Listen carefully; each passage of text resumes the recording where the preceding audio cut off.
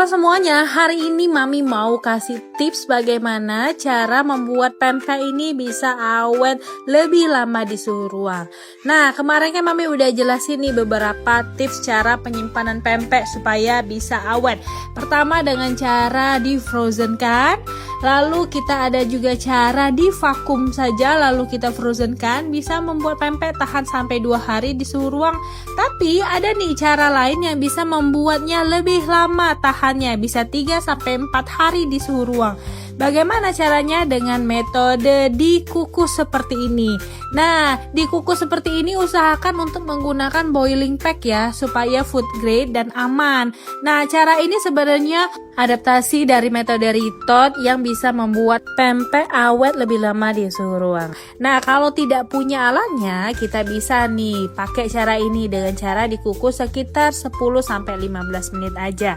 Setelah dingin bisa langsung kita packing atau mau dibekuin dulu juga boleh. Dijamin bisa membuat pempek kita jauh lebih tahan lama. Nah, itulah tadi video dari Mami. Terima kasih, semoga bermanfaat.